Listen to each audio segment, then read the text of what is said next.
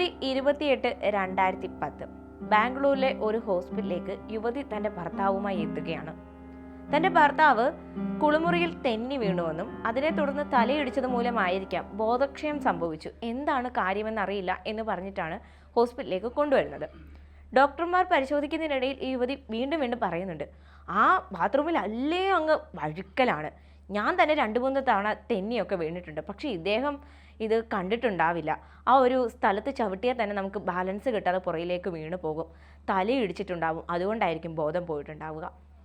അങ്ങനെ ഈ പെൺകുട്ടി നിന്ന് പറഞ്ഞുകൊണ്ടിരിക്കുന്നതിനിടയിൽ ഡോക്ടർമാർ പറയുകയാണ്, നിങ്ങളുടെ ഭർത്താവ് എന്നാൽ ആ ഒരു വീഴ്ച കാരണമായിരിക്കാം മരണപ്പെട്ടിട്ടുണ്ടെന്നുള്ളത്. പെട്ടെന്ന് തന്നെ ഈ ഒരു ഭർത്താവിൻ്റെ പേരെന്ന് പറയുന്നത് ഗോവിന്ദൻ എന്നാണ്, ഭാര്യയുടെ പേര് സൗമ്യ. ഉടനെ തന്നെ ഗോവിന്ദൻ്റെ വീട്ടുകാരെയൊക്കെ വിളിച്ച് വിവരം അറിയിക്കുന്നു. വീട്ടുകാരെല്ലാം തന്നെ ഹോസ്പിറ്റലിലേക്ക് എത്തുന്നു. പിന്നെ ഡെഡ് ബോഡി മറവ് ചെയ്യുന്നതിൻ്റെ കാര്യങ്ങളൊക്കെ ഫോർവേഡ് ചെയ്യുകയാണ്. പക്ഷേ ഇതിൻ്റെ ഇടയ്ക്ക് ഗോവിന്ദൻ്റെ അച്ഛന് ചില സംശയങ്ങൾ ഉടലെടുക്കുന്നു. അങ്ങനെ ബാത്റൂമിൽ വഴുതി വീണ് മരണപ്പെടുക എന്ന് പറയുന്നത് ആ അച്ഛനെ സംബന്ധിച്ചിടത്തോളം വിശ്വസിക്കാൻ ഒരല്പം പ്രയാസമുണ്ടായിരുന്നു. അതുകൊണ്ട് തന്നെ ബോഡി പോസ്റ്റ്മോർട്ടം ചെയ്യണം എന്നുള്ളൊരു നിർബന്ധം അദ്ദേഹത്തിനുമുണ്ടായിരുന്നു. സ്വാഭാവികമായും ആ ഒരു ഹോസ്പിറ്റലുകാരും അത് തന്നെ ചെയ്യുമല്ലോ, കാരണം എന്താണ് കാരണമെന്നറിയാതുള്ളൊരു മരണമായതുകൊണ്ട് തന്നെ. അങ്ങനെ പോസ്റ്റ്മോർട്ടത്തിനായിട്ട് ഈ ബോഡി അയക്കുന്നു. ശേഷം ഈ ഒരു ബോഡിയൊക്കെ മറവ് ചെയ്തു. വീണ്ടും വീട്ടുകാരെല്ലാം തിരിച്ച് അവരുടെ നാട്ടിലേക്കും സൗമ്യ അവരുടെ വീട്ടിലേക്കും പോവുകയാണ്. കുറേ ദിവസത്തിന് ശേഷം ഈ ഒരു പോസ്റ്റ്മോർട്ടം റിപ്പോർട്ടുമായി അച്ഛൻ വേറൊരു ഹോസ്പിറ്റൽ ഡോക്ടറിനെ കൊണ്ട് കാണിക്കുന്നു. ശരിക്കും എൻ്റെ മകൻ ഈ പറയുന്നത് പോലെ ബാത്റൂമിൽ തെന്നി വീണുണ്ടായ ആഘാതം മൂലം തന്നെയാണോ മരണപ്പെട്ടത്? പോസ്റ്റ്മോർട്ടം റിപ്പോർട്ട് ഡീറ്റെയിൽഡ് ആയിട്ടൊന്ന് പരിശോധിച്ച് പറയണമെന്നാവശ്യപ്പെട്ടു. പക്ഷേ ഡോക്ടർ പറഞ്ഞ കാര്യം കേട്ട് അച്ഛൻ ശരിക്കും ഞെട്ടി. ഇത് ബാത്റൂമിൽ തെന്നി വീണുണ്ടായ ആഘാതം മൂലമുള്ള മരണമല്ല, തലയിൽ എന്തോ വലിയ മാരകായുധം ഉപയോഗിച്ച് ശക്തമായി അടിച്ചിട്ടുണ്ട്. കൂടാതെ ശരീരത്ത് അവിടെയും ഇവിടെയും മർദ്ദിച്ചതിൻ്റെതായ പാടുകളും ഉണ്ടായിരുന്നു എന്നുള്ളത്. സ്വാഭാവികമായും അച്ഛന് മനസ്സിലായി, ഭാര്യയായ സൗമ്യയ്ക്ക് ഇതിലെന്തോ കൈയുണ്ടെന്നും. അങ്ങനെ ജൂൺ 8 വൈറ്റ് ഫീൽഡുള്ള പോലീസ് സ്റ്റേഷനിൽ അദ്ദേഹം ഒരു കംപ്ലൈൻറ്റും നൽകി. എന്താണ് ശരിക്കും ഗോവിന്ദന് സംഭവിച്ചത് എന്നറിയണമെങ്കിൽ കുറേ കാലം മുൻപിലേക്ക് നമ്മൾ പോകേണ്ടിയിരിക്കുന്നു. കർണാടകയിലായിരുന്നു ഗോവിന്ദൻ ജനിച്ചതും വളർന്നതും എല്ലാം തന്നെ. പഠനത്തിനൊക്കെ ശേഷം സർവീസ് എഞ്ചിനീയറായി ജോലി ചെയ്തുകൊണ്ടിരിക്കുകയാണ്. ഏകദേശം 27 വയസ്സായിരിക്കുന്നു. ഗോവിന്ദൻ്റെ അച്ഛനായ ശങ്കരനാരായണന് വളരെയധികം ഉത്കണ്ഠയുണ്ടായിരുന്നു മകൻ്റെ ഒരു ജീവിതത്തെ പറ്റിയിട്ട്. കാരണം എത്രയും പെട്ടെന്ന് വിവാഹം കഴിച്ച് അവൻ ജീവിതമൊക്കെ ആയിട്ട് അങ്ങ് സെറ്റിൽഡ് ആവണം എന്ന് അച്ഛൻ ആത്മാർത്ഥമായി ആഗ്രഹിച്ചിരുന്നു. അങ്ങനെയാണ് മകന് വേണ്ടി വിവാഹം ആലോചിച്ച് തുടങ്ങുന്നതും ബന്ധുക്കൾ വഴി സൗമ്യയുടെ വീട്ടുകാരെ ഈ വീട്ടുകാർ പരിചയപ്പെടുന്നതും. അങ്ങനെ കണ്ട ഉടനെ തന്നെ രണ്ടുപേരുടെയും തമ്മിലുള്ള ആ ഒരു പെണ്ണ് കാണൽ ചടങ്ങൊക്കെ കഴിയുന്നു. പെട്ടെന്ന് തന്നെ വിവാഹവും നടത്തുന്നു. ആ ഒരു സമയത്ത് സൗമ്യ അധികം പഠിച്ച കുട്ടിയൊന്നുമല്ല, കാരണം കേവലം 10ാം ക്ലാസ് മാത്രമേ പഠിച്ചിട്ടുള്ളൂ. വലിയൊരു വിദ്യാഭ്യാസമൊന്നുമില്ല, 20 വയസ്സുമേ ഉണ്ടായിരുന്നുള്ളൂ. ഏകദേശം നല്ലൊരു ഏജ് ഡിഫറൻസും രണ്ടുപേരും തമ്മിലുണ്ടായിരുന്നു. വിവാഹമൊക്കെ കഴിഞ്ഞ് ബാംഗ്ലൂരിലേക്ക് ജോലി കിട്ടിയതിനെ തുടർന്ന് ഭാര്യയുമായി ഈ പറയുന്ന ഗോവിന്ദൻ അങ്ങോട്ടേക്ക് താമസം മാറി. അവർക്ക് അവിടെ വെച്ചിട്ട് ഒരു പെൺകുഞ്ഞും ജനിക്കുന്നുണ്ട്. അങ്ങനെ ലൈഫ് ഇങ്ങനെ നല്ല സൂപ്പറായിട്ട് മുന്നോട്ട് പോവുകയാണ്. സൗമ്യ പറയുന്നത്, ഞാൻ ആകെ 10ാം ക്ലാസ് വരെയല്ലേ പഠിച്ചിട്ടുള്ളൂ, എനിക്ക് ഡിപ്ലോമ എടുക്കണം, അതും ഫാഷൻ ടെക്നോളജിയിൽ.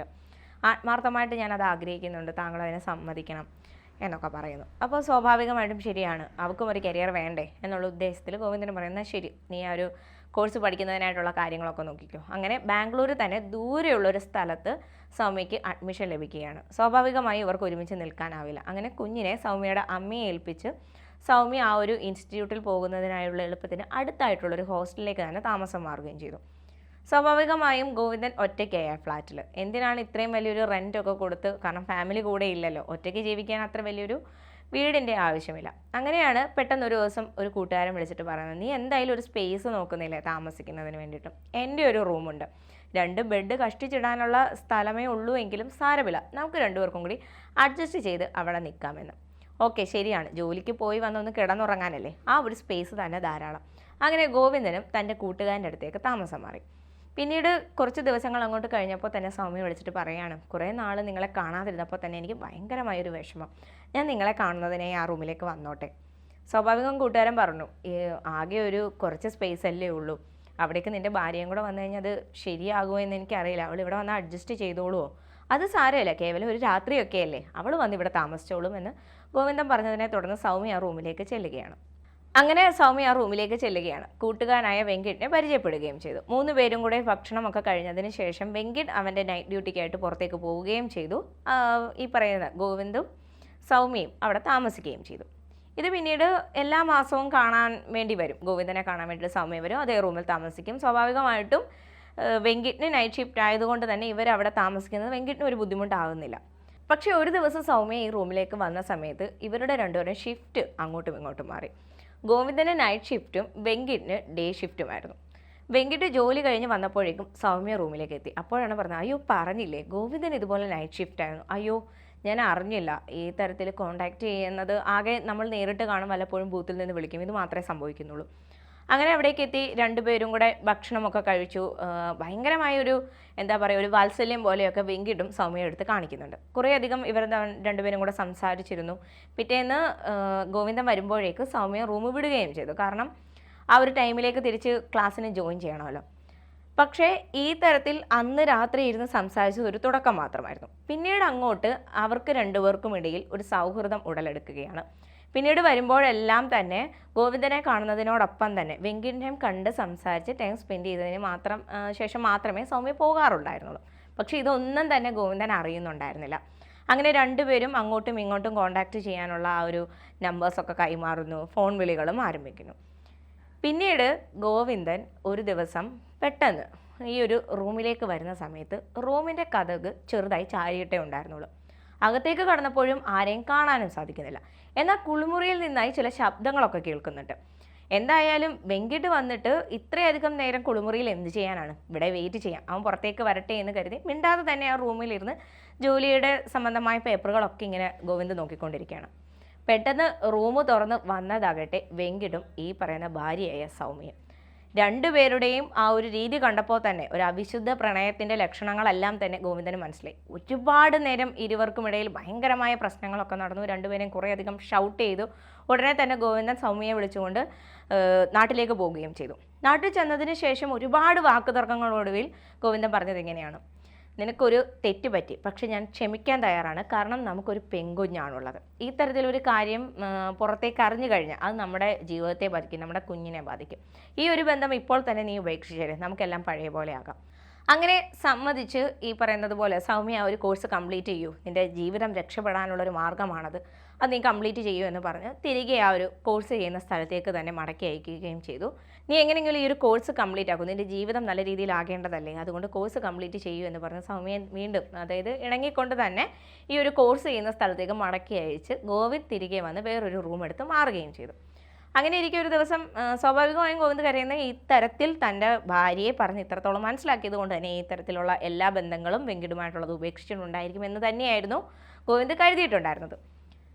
അങ്ങനെ ഒരു ദിവസം രാവിലെ ഗോവിന്ദ് സൗമ്യയുടെ ഹോസ്റ്റലിലേക്ക് വിളിക്കുകയാണ്. ജോലി സംബന്ധമായി ബാംഗ്ലൂരിന് പുറത്തേക്ക് ഗോവിന്ദനെ യാത്ര ചെയ്യേണ്ടി വന്നു. അപ്പോൾ അതിൻ്റെ കാര്യങ്ങളൊക്കെ തന്നെ ഭാര്യയോട് പറയുന്നതിന് വേണ്ടിയിട്ടാണ് വിളിച്ചത്.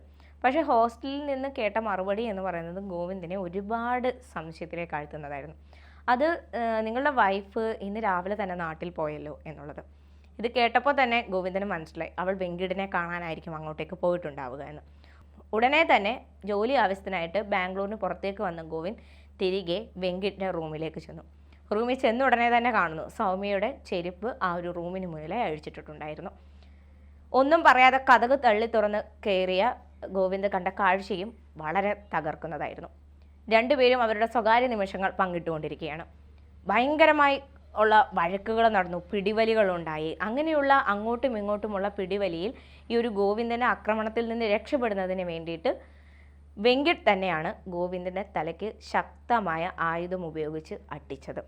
ആ ഒരു അടി കൊണ്ട് രക്തത്തിൽ കുളിച്ച് കിടന്നിരുന്ന ഗോവിന്ദൻ്റെ മൃതദേഹം കണ്ടപ്പോൾ മാത്രമാണ് തങ്ങൾ ചെയ്ത തെറ്റ് എത്രത്തോളം വലുതാണെന്ന് ഇരുവർക്കും മനസ്സിലായത്.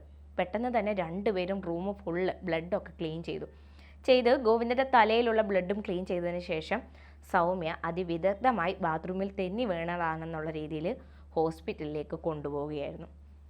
ഇത് മനസ്സിലാക്കിയ പോലീസ് ആദ്യം തന്നെ സൗമ്യയെ കുറച്ച് നാളുകൾക്ക് മുമ്പ് തന്നെ ചോദ്യം ചെയ്യുന്നുണ്ട്. പക്ഷേ അപ്പോഴെല്ലാം ഇല്ല, അദ്ദേഹത്തിന് പ്രത്യേകിച്ച് പ്രശ്നങ്ങളൊന്നുമില്ലല്ലോ, പോസ്റ്റ്മോർട്ടം റിപ്പോർട്ടിൽ അദ്ദേഹത്തിൻ്റെ ശരീരത്തായി മർദ്ദനമേറ്റ പാടുണ്ടല്ലോ എന്നൊക്കെ ചോദിക്കും. എനിക്കതിനെപ്പറ്റി അറിയില്ല, ചിലപ്പോൾ ജോലി സ്ഥലത്ത് എന്തെങ്കിലും പ്രശ്നമുണ്ടാകും എന്നാണ് സൗമ്യ പറഞ്ഞിരുന്നത്. പിന്നെ ഡീറ്റെയിൽഡ് ആയിട്ടുള്ള ചോദ്യം ചെയ്യലിൽ സൗമ്യയുടെ കാര്യങ്ങൾ അറിയുന്നു. അങ്ങനെ കാമുകനായ വെങ്കിട്ടിനെ അറസ്റ്റ് ചെയ്യുന്നു. ജൂൺ 25, 2010 ഇരുവരെയും അറസ്റ്റ് ചെയ്ത് അവരെ ശിക്ഷിക്കുകയും കോടതി ചെയ്തു. അതിനുശേഷം 2012 സൗമ്യ ജാമ്യത്തിനായി ഇറങ്ങിയിട്ടുണ്ടായിരുന്നു. ആ ഇറങ്ങിയ ടൈമിൽ സൗമ്യ ഒരു കംപ്ലൈൻറ്റ് ചെയ്തിരുന്നു. വേറൊന്നുമല്ല, ഈ തരത്തിൽ അന്വേഷിക്കുന്ന സംഘത്തിൽ നിന്ന് ഒരാൾ തന്നോട് മോശമായി പെരുമാറിയിട്ടുണ്ട്. അതൊരു മുതിർന്ന ഉദ്യോഗസ്ഥനാണ്.